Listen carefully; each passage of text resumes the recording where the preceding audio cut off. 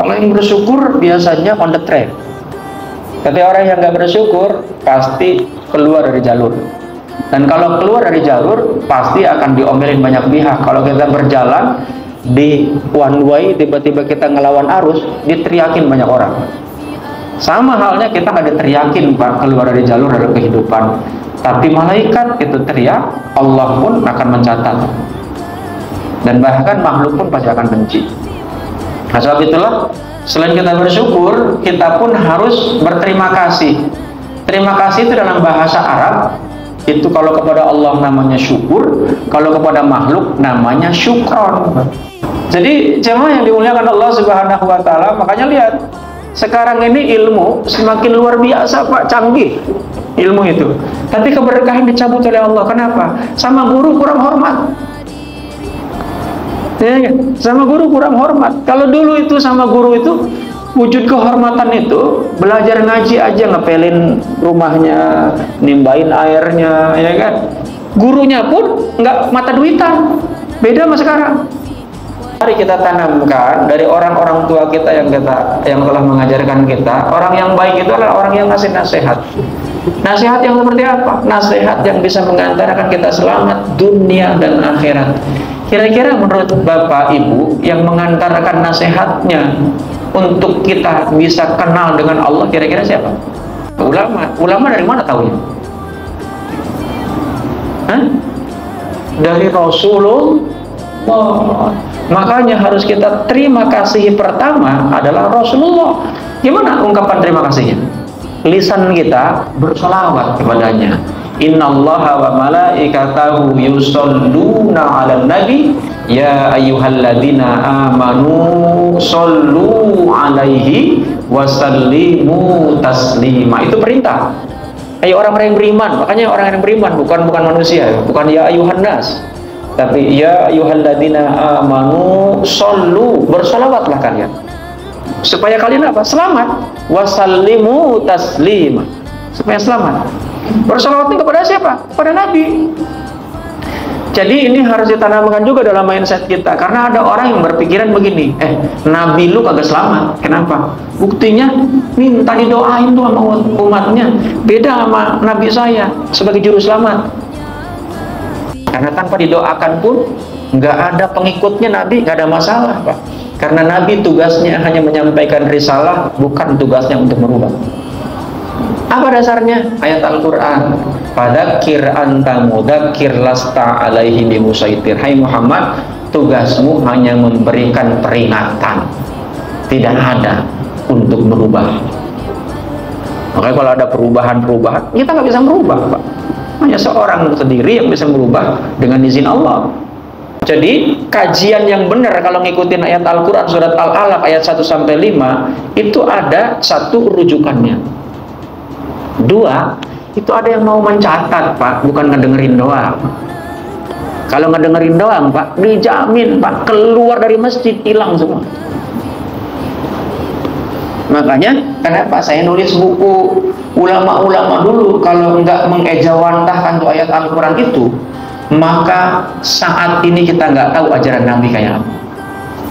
Hari ini pun supaya tidak terlalu banyak, karena saking banyaknya harus kita pelajari Pak, mumet nanti kepala kita. Makanya kita kemas, ya, kita bingkai, judulnya hanya kajian akhlak saja. Ditambah dengan motivasi. Kenapa?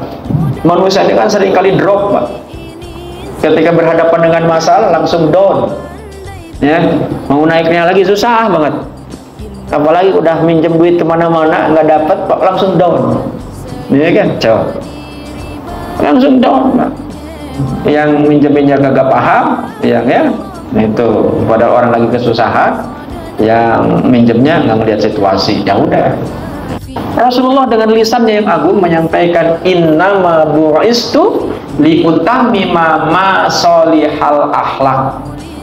Ada redaksi yang lain, makarimal akhlak, untuk menjadikan orang yang soleh Pak pribadinya, untuk sempurna akhlaknya, mulia ya akhlaknya. Sebab itulah ada ulama yang menyampaikan Pak, bahwa ibadatul qalb khairu min ibadatil jawari. Apa artinya? Ibadah esensial itu jauh lebih baik dibandingkan dengan ibadah ritual.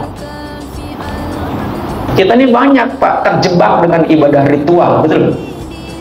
Waktunya hayya 'alas shalah jam 12. Itu apa namanya? Kalimat apa itu?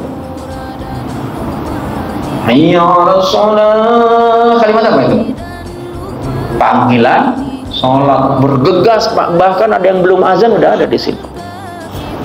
Ya, udah ada di sini. Kenapa? Mau sholat. Cuman sayangnya sholatnya baru ritual Pak. Dia duduk paling depan, ya kan, saf paling depan. Memang itu ada redaksi hadis Rasulullah yang mengajarkan siapa yang paling dulu dengan panggilan Allah, maka itu termasuk orang yang tapi jangan salah, sholat dianggap sholat itu Al-Quran memberikan penjelasan. Ini kaitan dengan akhlak Pak. Ibadatul qalb khairu min ibadatil jawari. Bahwa ibadah esensial itu jauh lebih baik dibandingkan dengan ibadah ritual.